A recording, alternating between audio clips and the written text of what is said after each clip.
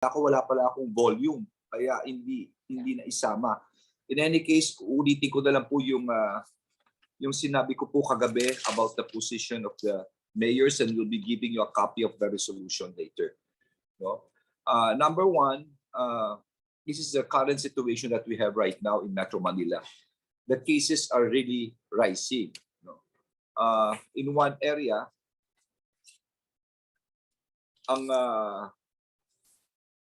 dali lang, I'll just get my notes here. In one area, it was ang highest was at 39. The other day, it became 104. No? Hanggang sa naging 130. Pagkatapos sa lugar namin, 5, naging 29, tapos naging 40 plus. May isang lugar from 177 to 368. At merong ibang lugar dito sa Metro Manila na ang positivity rate is almost 56%.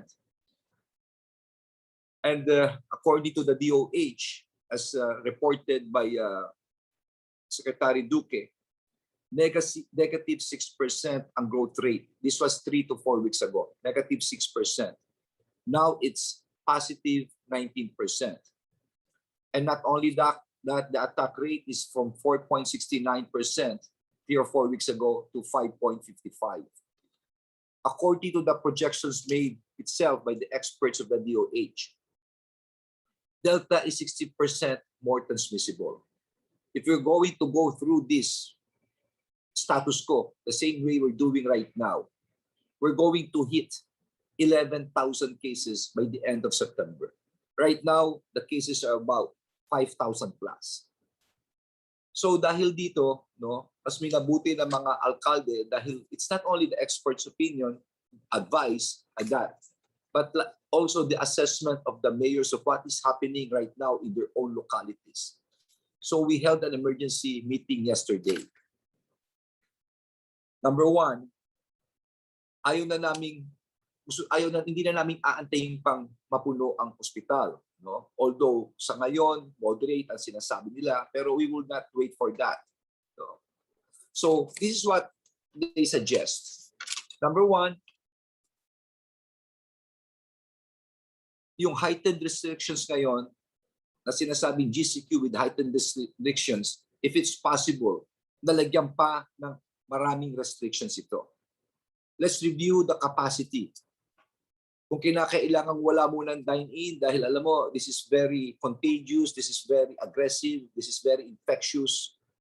Puro take out kamukha nung araw, no? These kind of things. Let's restrict mobility, no? Let's yung GCQ with heightened restrictions, lagyan mo pa ng restrictions.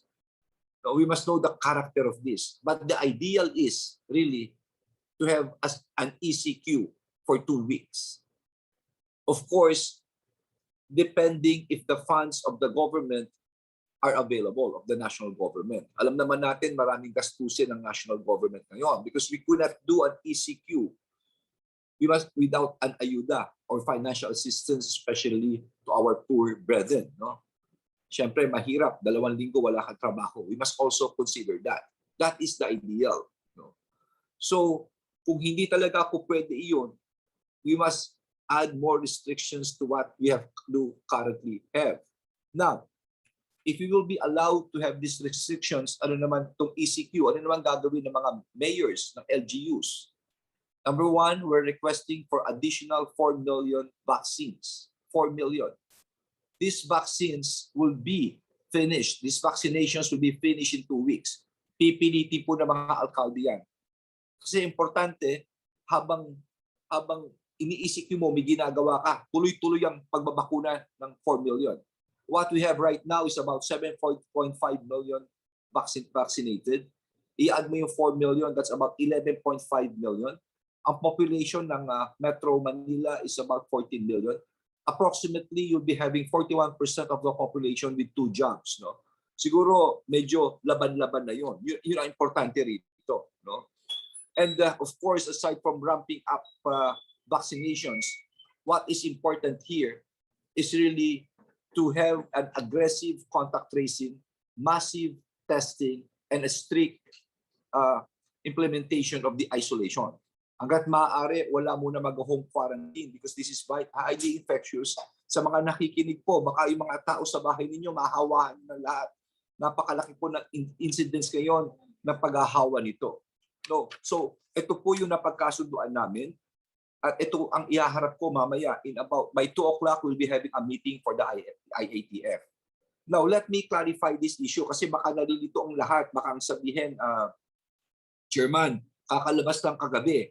Well, actually, yung nilabas kagabi was on the basis of the Tuesday meeting, which is also on the basis of the technical working group meeting, no? Last week pa, no, Thursday.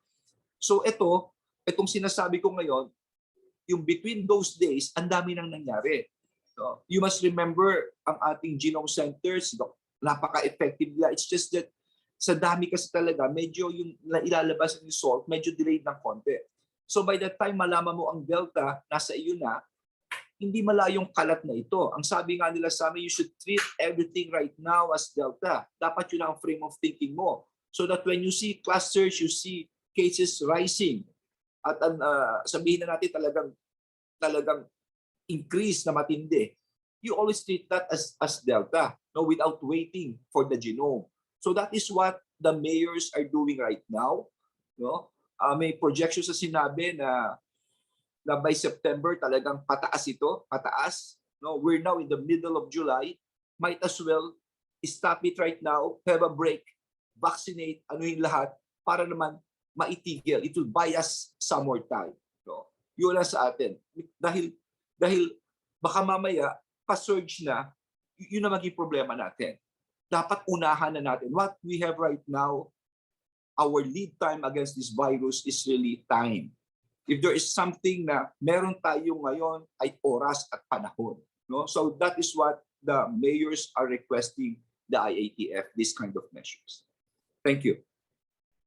And later on, we'll be giving you a copy of the resolution. Thank you po, Chairman. Ang una pong magtatanong si Patrick De Jesus ng PTV4. Sir Patrick. Chairman, good afternoon na po. No? Magandang hapon po. Chairman, sabi po kahapon ni DOH NCR Epidemiology and Surveillance Unit, Dr. Manuel Marquez sa NCR or sa Metro Manila, may 25 cases na po ng Delta variant. Can we attribute this po sa biglang pagsipa nga po ng kaso rin po ng COVID-19 dito sa Metro Manila? Well, alam mo, we must learn from our lessons in Pasay. This was last March, no? Nagsimula ito, dumoble siya. Parang ganito, we're going through GCQ at that time. And if you will recall in 2 weeks, yung maliit na yun, kumalat ng metro, nag-uwian ng probinsya, kumalat. And we must remember that that one has an infection rate, no, more or less, R0 of sa bawat isa nakakahawa siya 3, 4. Ito 8 hinahawakan.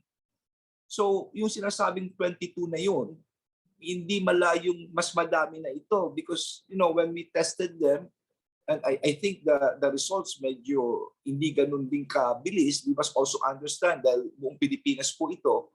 So by that time talagang baka magulat na lang tayo, madami na sa paligid natin, no? And that is now the assessment of the mayors.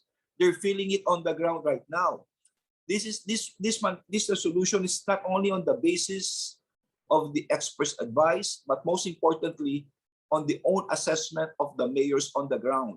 Of course, kanila pong hinihingi ng advice din ng kanilang mga city health officers at ang mga tao na sa baba. At yun po nararamdaman po namin. Chairman, ano pong added restrictions pa yung gusto ninyong mangyari po? Well, so ganito basically, no? Number 1, ECQ talaga ang gusto namin. If the funds of the national government will allow it, no, we are ready for that. We are talaga handa namin implement ito para tigil lahat, gabutin muna natin lahat, time out tayo. Tapos habang ini-ECQ mo, nagbabakuna ka. Babakuna ka ng 4 million. No? Yun ang game plan. Bakuna ka para ma-protection mo kagad at least 41, 45% of the population with 2 jobs. Importante yun. Ma-safety mo yung matatanda, ma-secure mo yung ating comorbids, yun ang parati sinasabi ni Sec Duque, gagawin namin yung plano ng DOH at nagawa na karamihan ito. But what is more important to expand this? That 2-week lead time, no, hindi, porque ganyan wala tayong gagawin, hindi, maraming gagawin, bakuna. But in the event, hindi talaga kaya ng national government, na naunawaan naman po namin, no? Kasi syempre, kailangan alalahanin mo yung ating mahihirap na kapatid. Kailangan bigyan sila ng ayuda. Mahirap talaga ang buhay po ngayon. But for the meantime, kung talagang hindi kaya, we are proposing several restrictions. No? Mamaya pag-uusapin po ito sa IATF. That has to do with the capacity. Kasi dapat unawain mo anong karakter ng virus eh. Ang karakter ng virus nakakahawa siya eh.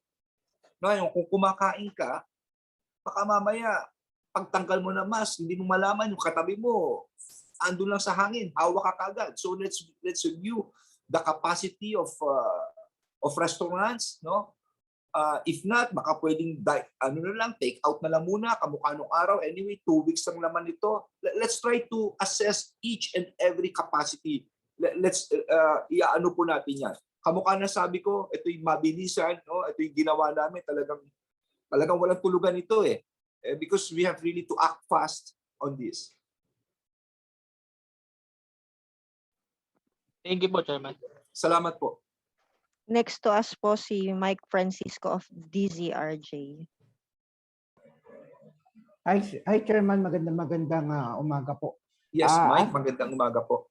Oo, ask ko lang Chairman, kasi dyan sa boses ko medyo may balat. Yan na po. Anyway, Chairman, ask ko lang po, nabanggit nyo kanina yung capacity kasi as we see, no, as a media, marami rin po talaga nagre-reklamo, lalo-lalo na sa public transportation, na hindi na po talaga nasusunod yung 70% capacity na binibigay po ng ating IATF sa mga public transportation. May magagawa po ba ang MMDA dito para po ma-maintain natin yung 70% or yung capacity po ba from 70, babawasan nyo po ba yun upon dito sa restriction na pagtaas po ng Delta variant dito sa NCR? These are some of the things na dapat talagang pag-usapan. Kasi ang maganda rito, alam ko rin ng traffic eh. Alam ko rin nangyayari sa babae. Sa totoo lang, no, itong color coding na tinatawag po natin, although, mabilis talaga ang EDSA compared sa dati. Before it was 11 kilometers per hour, now it's 23 kilometers per hour. Although yung volume, halos pareho na eh. The volume of the vehicles in EDSA, dati 405,000, ngayon we're nearing that. We're about 401, 402,000 na. No? So halos pareho na. Pero mas mabilis pa rin, probably because of the U-turns, etc., because of the bus carousel, etc. Pero ang sa akin lang, kaya namin hindi pinapayagan yung tinatawag nating color coding. One of the reasons is karamihan sa atin iisa ang kotse.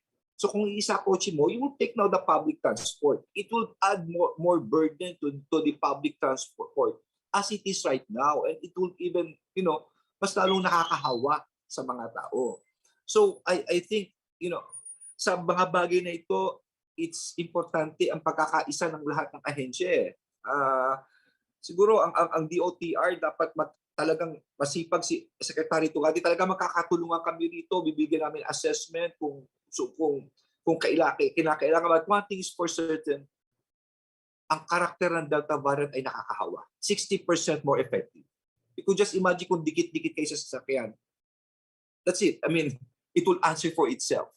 So anong solusyon? Talagang spacing talaga ito. Spacing ito. And for you to have spacing, you must have more PUV.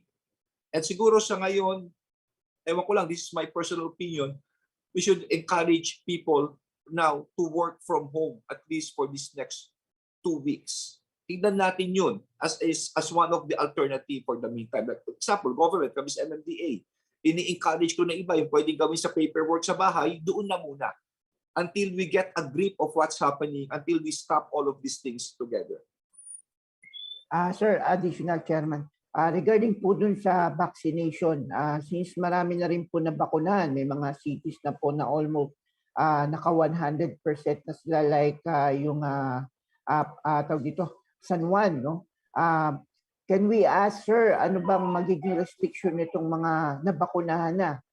They are also, kailangan din po ba silang hindi lumabas kung kinakailangan during dun po sa pag-present nyo po sa IATF mamaya, or itong mga vaccinated people ay allowed, no, na pwede sila lumabas dahil they are completed the vaccination po or 2 jabs na. Well, these are good suggestions, no? Although may legal implications about, of course, it has legal implications, and we must also consider the vaccines what we have right now, no? Pero for me, it's ginawa ni Macron yan eh, hindi ba? Ginawa ni Macron yan sa ibang bansa. Mamaya siguro pag-uusapan din itong issue na ito sa IATF. But what is important right now is we have the problem. Araw-araw nakakaiba. Yung suggestion kahapon, maaaring iba ngayon. We must be flexible here, but we must act promptly here. Yun ang importante. Last na po, Chairman.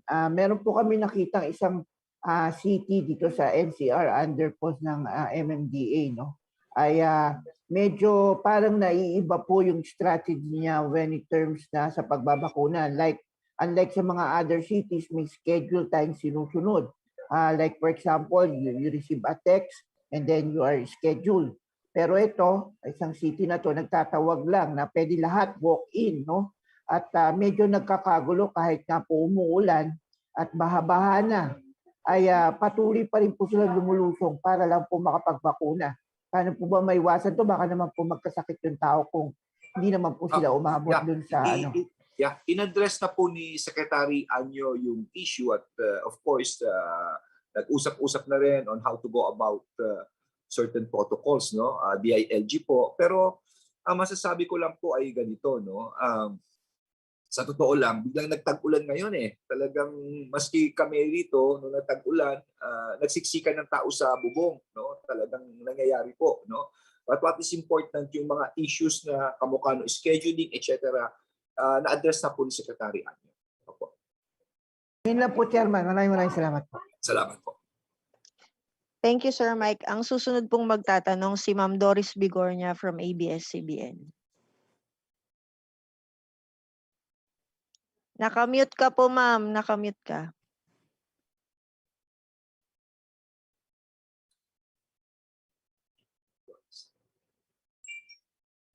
Yan. Yan, Can you hear okay. me? Yan. Yeah, okay na, Doris. Okay. Thank you, Sharon. Chairman, good morning po. Good morning. Tanong ko lang, ano po, what stopped the mayors from declaring it a lockdown, GCQ lang with heightened restrictions, when you are saying, all of you are in agreement, na talagang nakakabahala na itong Delta variant. So bakit po we stopped at GCQ with heightened restrictions lang? Ulitin ko po, yung pong GCQ with heightened restrictions, yan po ay napag-usapan last week pa. Kahapon lang po na ilabas, no? Kahapon lang na ilabas. So in between that, marami na hong nangyayari eh.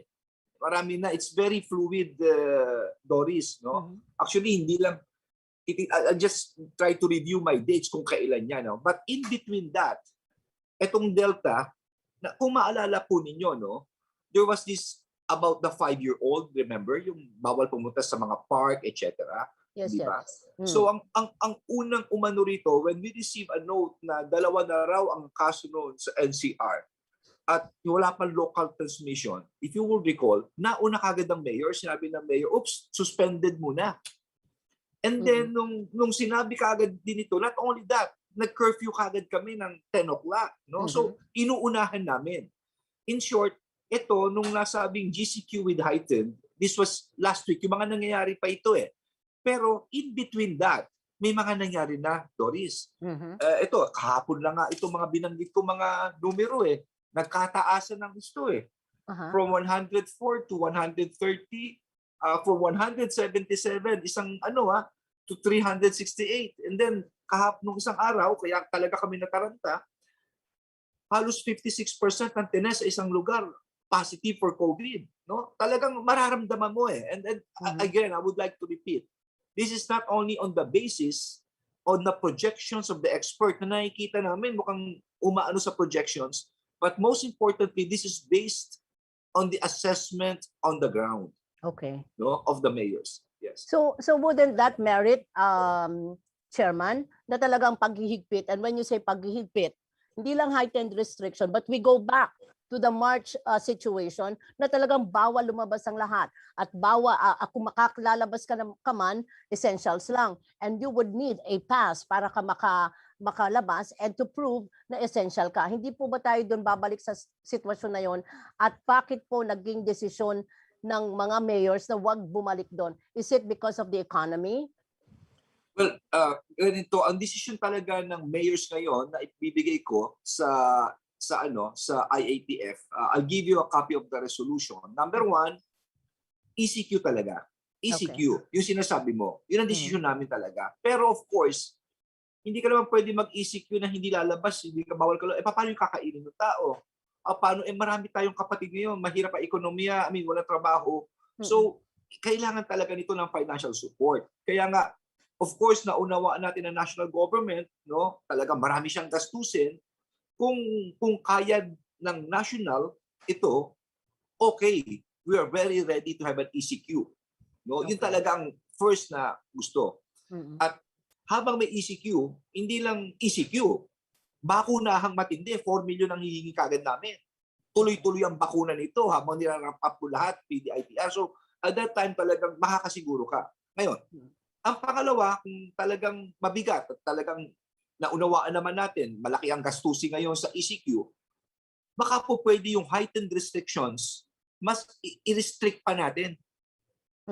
Kasi ngayon, kamukha ngayon, pwede kang kumain sa labas hindi ba? Pwede kang kumain Pwede siguro pag-usapan, teka muna, take out na muna, maski 2 linggo, kasi ang lakas makahawa, 60% more transferable Hindi mo masabi no? And you know, other kinds of policies that could really restrict mobility. So, yun ang mga options na nilatag namin. But most importantly rito, ay ang pagbabakuna. Okay, option 1, ECQ ko. Option 2, other restrictions. Sana mabigyan kami ng 4 million na bakuna to what we have right now na 7.5, probably 42 or 43% ng Metro Manilans ay mababakunahan. And mind you, Doris, that 2 million is a tough act. Mabigat ito. Pero nagkasundo ang Metro Manila, they vote as one, they act as one, talagang gagawin nila ito. Gagawin nila ito. Chairman, isa na lang. Ay, hindi pa pala. Okay lang. Okay lang, Doris. Sir, are you at liberty to divulge to us kung sino-sino po yung mga mayors na pabor at hindi pabor doon sa lockdown na sinasabi? Well, okay. so lahat nakapirma. Lahat naman. Lahat kami. Kasi nga ang importante rito, Doris, is yung yung assessment mo on the ground galing na tayo roon Apo. Galing na tayo rito sa South Africa at UK Naramdaman na namin noong March and parang umuulit ba yung masamang panaginip na yon. So if there's one luxury that we have right now, and yung pinaka-importanting factor that we have right now is time. Time is our ally here, and prompt action is our ally here. Okay. Chairman, kahapon po nagkaroon ng cause for hindi naman matinding panic, but there was indeed panic. Kasi ang rinig nila, may mga naglabasan kasi na hard lockdown na naman daw sa NCR. So, can you just clarify, pagka GCQ with heightened restrictions, bukas po ba yung mga supermarkets, yung mga groceries, Yes, yung mga yes. pang-essential? Maski sino naman po, pwede ka lumabas to buy essential things. No? Pero naman, you've been through this before. Ang isipin lang po natin, ano ba ang pakay nito? Ang pakay nito ay matapos muna ang ahawahan ng 2 linggo. No? Kaya 2 linggo ito dahil din ang buhay ng virus Pangalawa, iko-control mo na ang borders mo.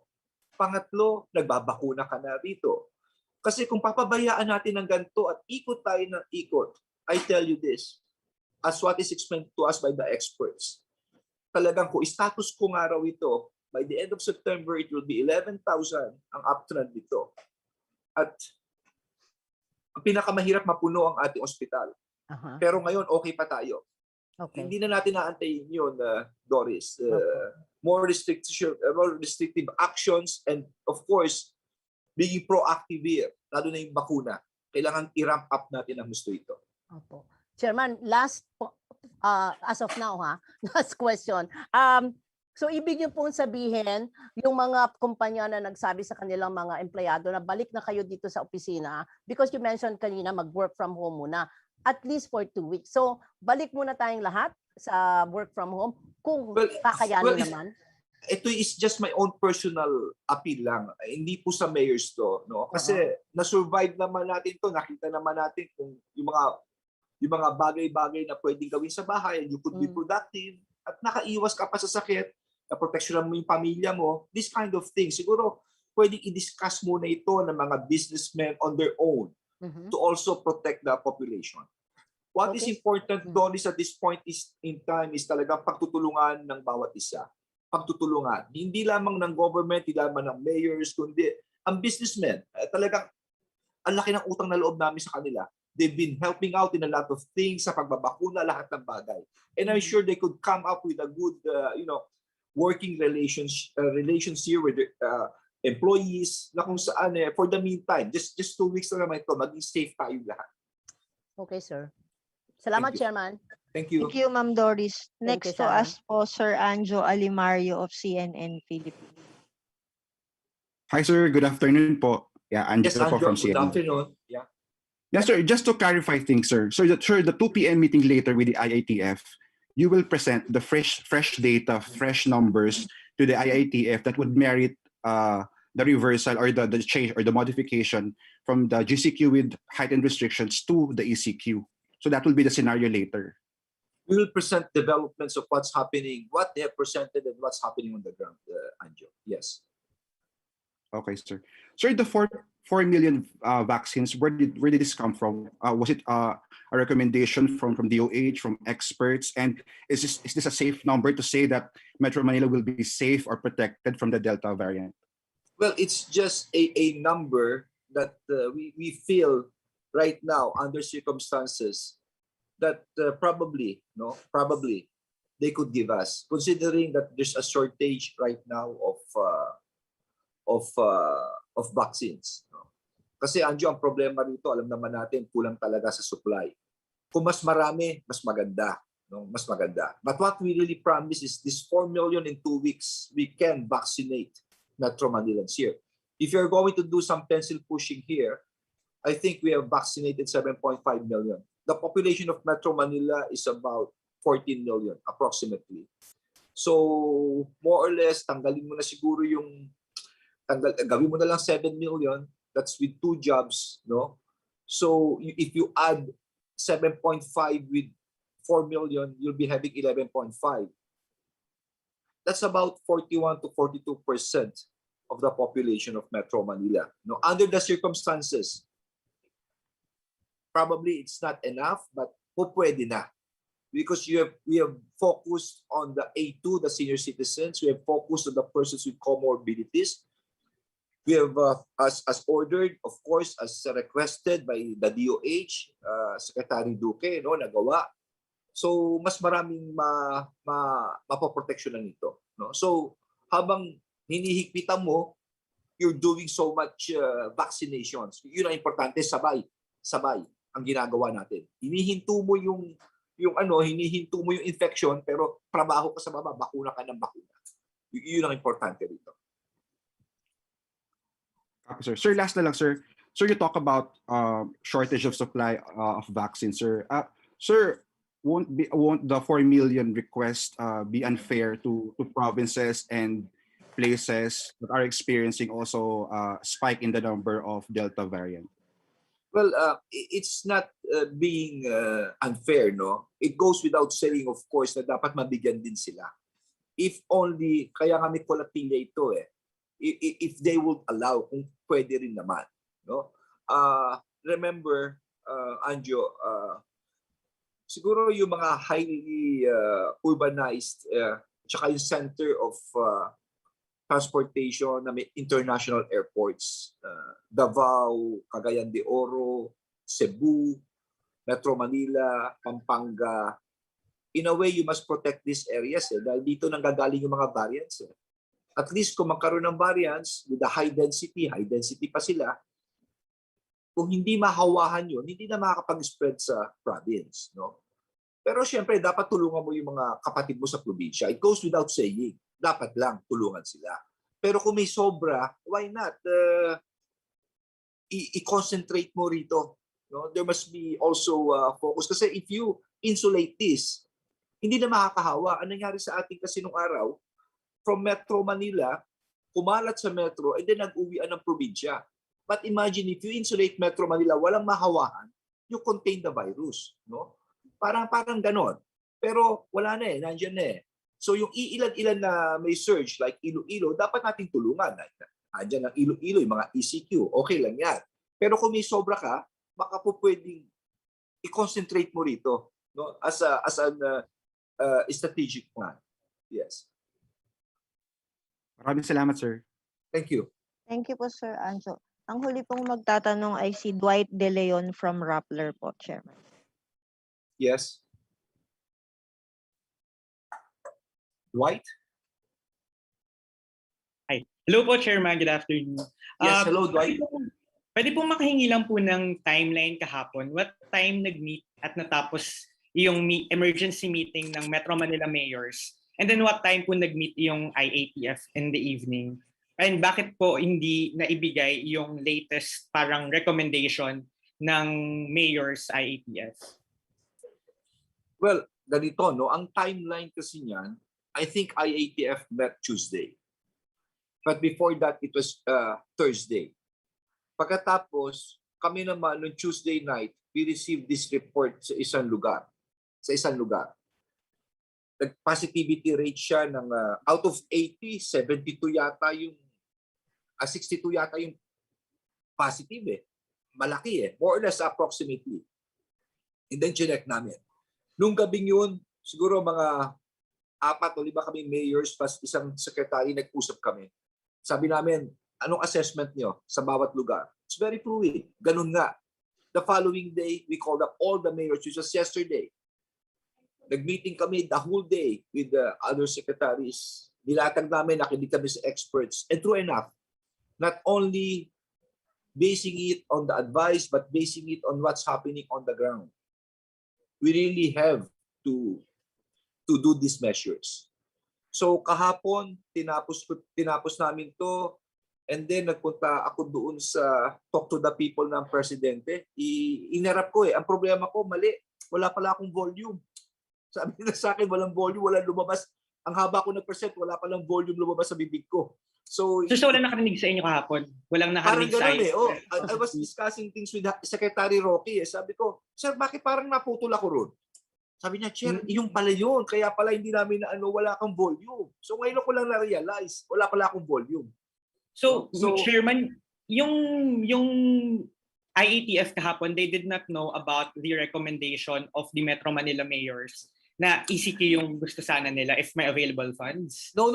Yung kasing kahapon, Anjo, Dwight, ano na yun for the president na yun, ibig sabihin tapos na yung IATF meeting. Tapos na.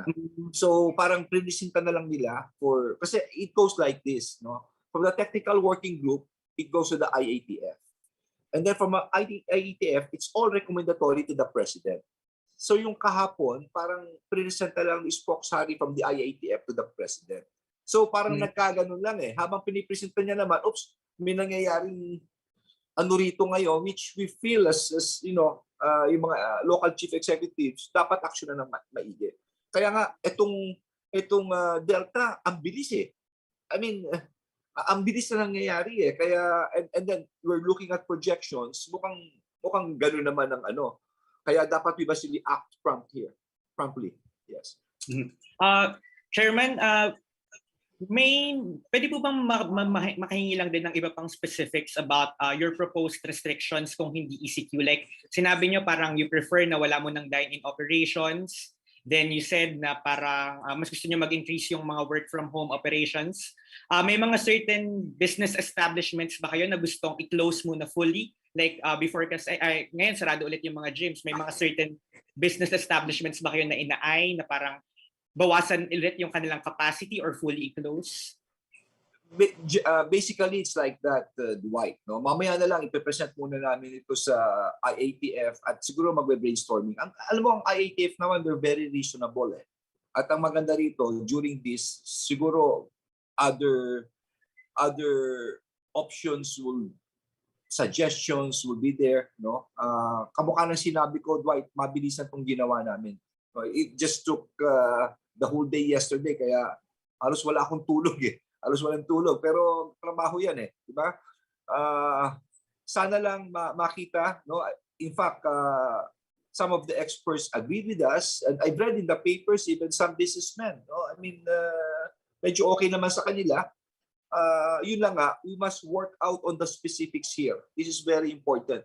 And we must also recognize that there are certain variables here. No, like for example, yung ating mga kapatid na mga mahihirap, no? Magla-lockdown ka, dapat talaga hindi ka pwedeng mag-lockdown nang walang tulong dahil magugutom sila, no? I mean, this kind of variables, kailangan pag-isipan ng gusto. So, yun po ang nilatag namin at binigay sa IATF. Pero I'm sure later marami pa mga suggestions siya at ilalabas po yan.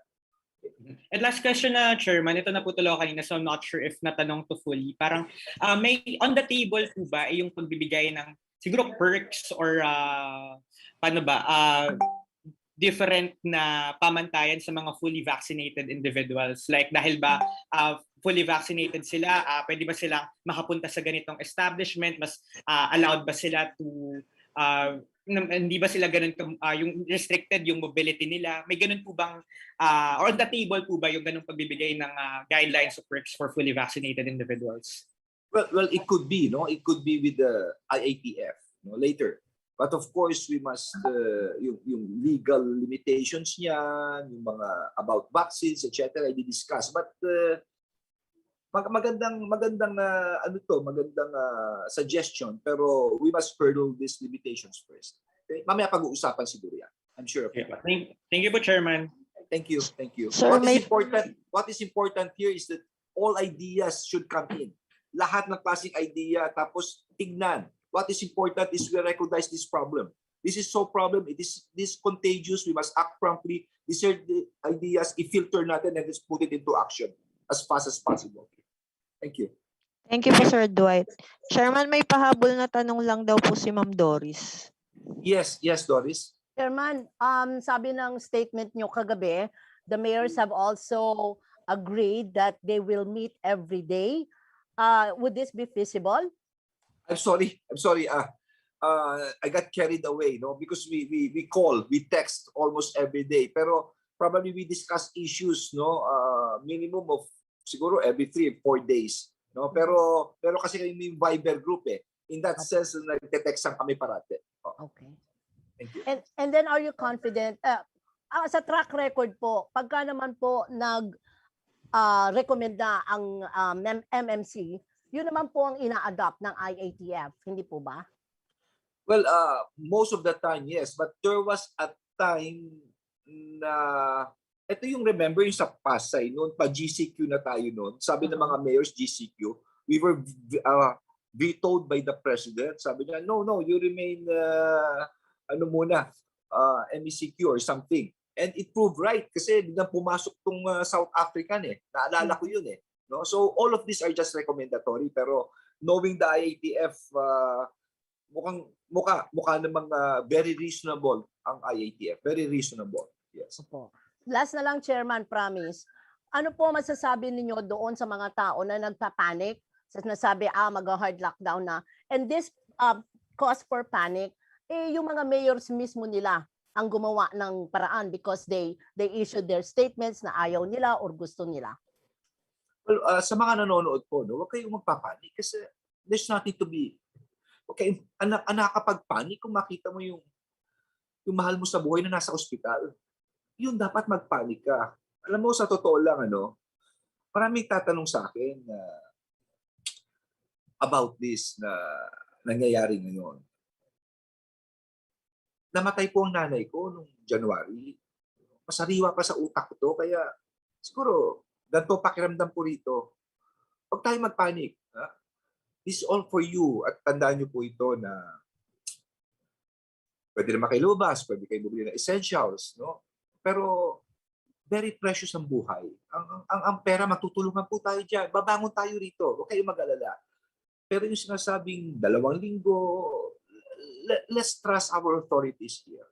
Walang iba magtutulungan kundi tayo po, ang national government, ang mga mayors ninyo, at mga negosyante, tayo.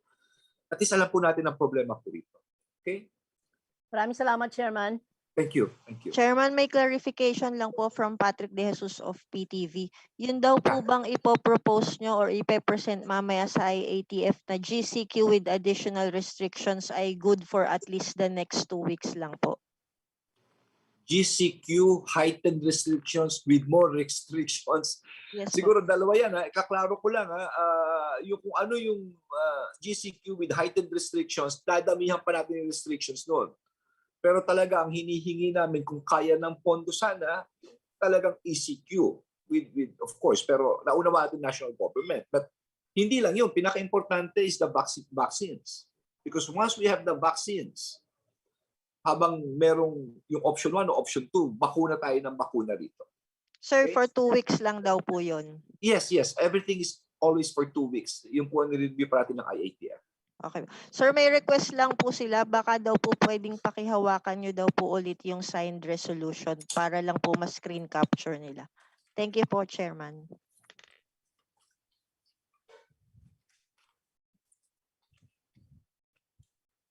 Siguro tatatluhin ko na to para makita nyo.